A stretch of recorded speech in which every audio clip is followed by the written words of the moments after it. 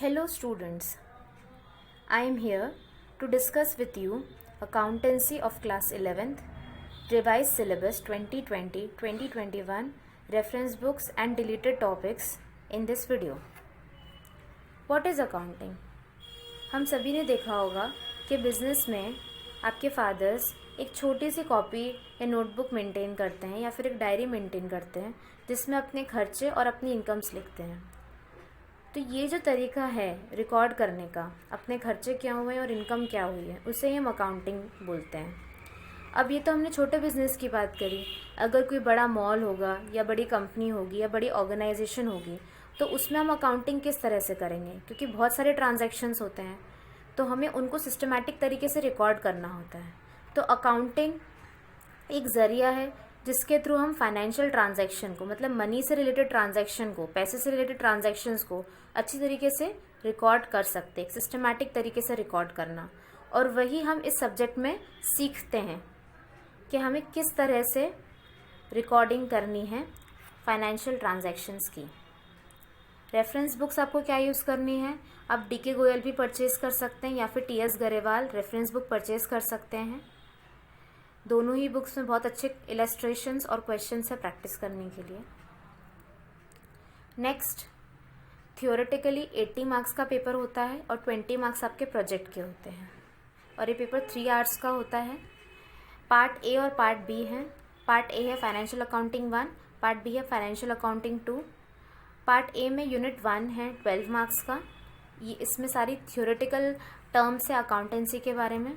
फिर यूनिट 2 है accounting process, ये 40 मार्क्स का है, इसमें आपको प्रैक्टिकली क्वेश्चंस भी करने हैं। यूनिट 3 है financial statements of sole proprietorship from complete and incomplete records, ये 20 मार्क्स का है। और यूनिट 4 है accounting in computers in accounting, ये है 8 मार्क्स का। अब हम पार्ट ए से स्टार्ट करते हैं। पार्ट ए में हम क्या पढ़ेंगे? अकाउंटिंग क्या होते हैं, उसका कॉन्सेप्ट क्या है, उसके ऑब्जेक्टिव क्या है, उसके एडवांटेजेस, उसके लिमिटेशंस, ठीक है। टाइप्स ऑफ अकाउंटिंग इन्फॉर्मेशन, कितनी तरह की अकाउंटिंग इन्फॉर्मेशन होती है, क्वालिटेटिव कैरेक्टरिस्टिक्स क्या होती है, अकाउंटिंग का रोल क्या है बिजनेस में। हम अकाउंट से रिलेटेड टर्म्स पढ़ेंगे, जैसे कैपिटल है, ड्राइंग्स है, लाइबिलिटीज़ है, असेट्स है, फिक्स असेट्स है, एक्सपेंडिचर, एक्सपेंस क्या होता है, इनकम, प्रॉफिट, गेन, लॉस, इन सब की एक्यूरेट एग्जैक्ट डेफिनेशंस क्या होती है, हम वो पढ़ेंगे और समझेंगे ये क्या होते हैं, लाइबिलिटीज़ क्या होती है, असेट्स क्या होती हैं, एक्सपेंडिचर क्या होता है। फिर हम थ्योरी बेस ऑफ अकाउंटिंग समझेंगे, मतलब हम अकाउंट्स मेंटेन करते हैं तो हम क्या अज्यूम करके मेंटेन करते हैं। जब भी हम अकाउंट्स मेंटेन करते हैं तो हम ये अज्यूम करते हैं कि हमारा बिजनेस क्या होगा, लॉन्ग टर्म तक चलेगा, ये सोचकर हम अकाउंट्स को बनाते हैं। तो ये गोइंग कंसर्न कॉन्सेप्ट हो गया। ऐसे अलग अलग बहुत सारे कॉन्सेप्ट हैं जो हम अज्यूम करके अकाउंट्स बनाते हैं। हम सिस्टम ऑफ अकाउंटिंग समझेंगे कैश बेसिस पे या फिर अक्रूवल बेसिस पे। कैश बेसिस में हम केवल कैश के बेसिस, कैश वाले ट्रांजैक्शंस की रिकॉर्डिंग करते हैं, और अक्रूवल बेसिस में हम उधार वाले ट्रांजैक्शन की भी रिकॉर्डिंग करते हैं और कैश की भी रिकॉर्डिंग करते हैं। फिर अकाउंटिंग स्टैंडर्ड्स।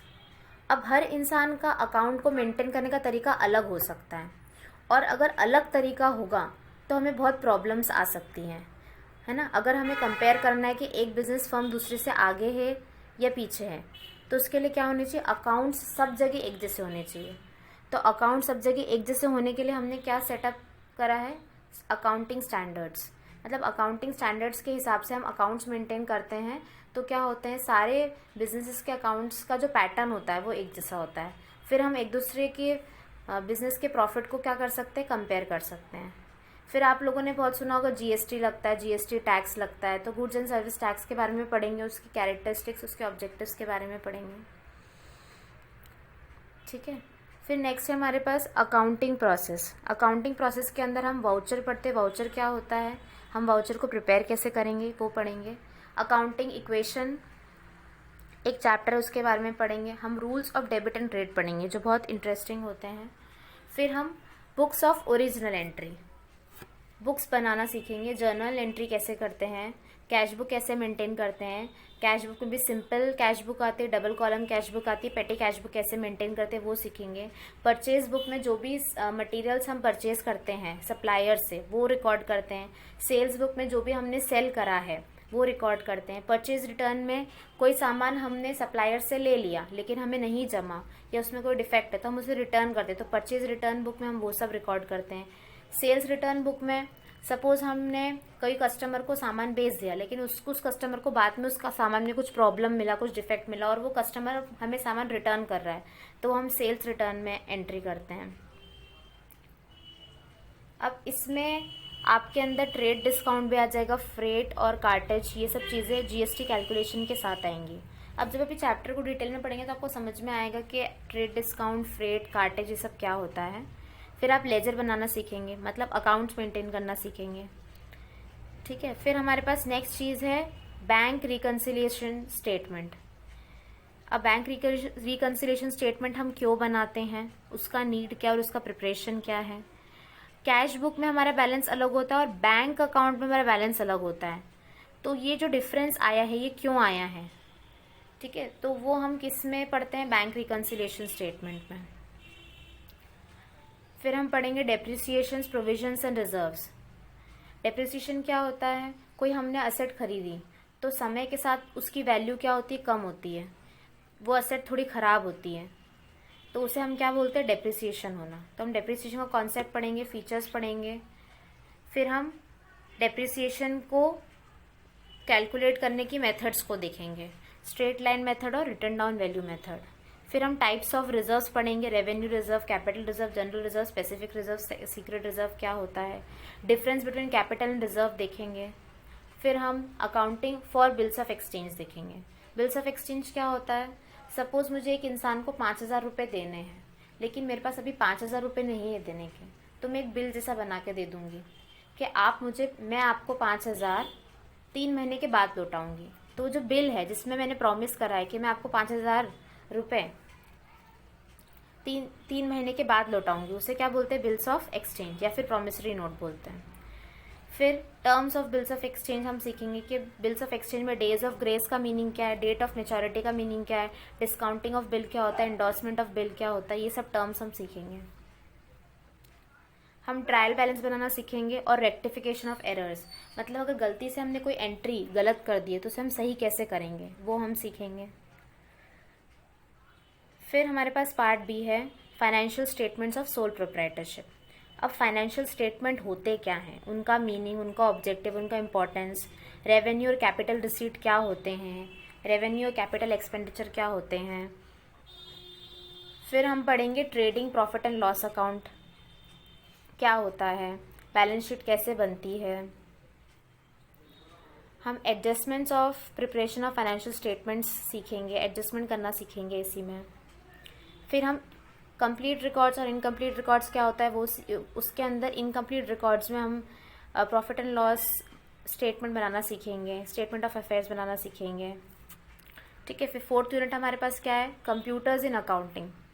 कंप्यूटर में हम अकाउंटिंग कैसे करेंगे, आजकल सारा काम कंप्यूटर के थ्रू ही होता है, इसलिए हमें कंप्यूटर में अकाउंटिंग किस टाइप से हो रही है वो भी सीखना ज़रूरी है। तो अब हम डिस्कस करते हैं डिलीटेड टॉपिक्स। जो 30% रिडक्शन हुआ है सीबीएसई के द्वारा, ये टॉपिक्स इस साल आपके एग्जाम में इंक्लूड नहीं किए जाएंगे। Bank reconciliation statement with adjusted cash book ये नहीं आएगा। Accounting for bills of exchange में retirement of bill, renewal of bill cut जाएगा। ये आपकी बुक्स में आप ये टॉपिक्स कैंसिल कर सकते हैं। फिर आपके पास है इनकम्प्लीट रिकॉर्ड्स, इसके अंदर difference between incomplete records and statement of affairs ये नहीं है। Preparation of trading profit and loss account and balance sheet किसके, इनकम्प्लीट रिकॉर्ड्स के आपके कोर्स में नहीं है, ठीक है। कंप्लीट रिकॉर्ड्स के हैं लेकिन इनकम्प्लीट रिकॉर्ड्स का trading profit and loss account balance sheet आपके सिलेबस में अब नहीं है। अकाउंटिंग एक बहुत कॉन्सेप्चुअल सब्जेक्ट है, अगर आप शुरू से ही इसका कॉन्सेप्ट क्लियर करते जाएंगे तो ये आपको ईजी लगेगा। अगर आपने बेसिक्स और कॉन्सेप्ट क्लियर नहीं करे तो ये सब्जेक्ट आपको टफ लगेगा। तो ये केवल accounting as a subject is a game of concept, आपके कॉन्सेप्ट शुरू से ही क्लियर होने चाहिए और अकाउंटिंग सब्जेक्ट बहुत प्रैक्टिस मांगता है, तो आप शुरू से ही इसके बुक्स के इलस्ट्रेशंस, क्वेश्चंस, एक एक न्यूमेरिकल क्वेश्चंस आपको अनसॉल्व का सॉल्व करना है, सॉल्व का सॉल्व करना है, तो you can become a master in accountancy. Now I hope that this video is helpful to you. Okay, thank you.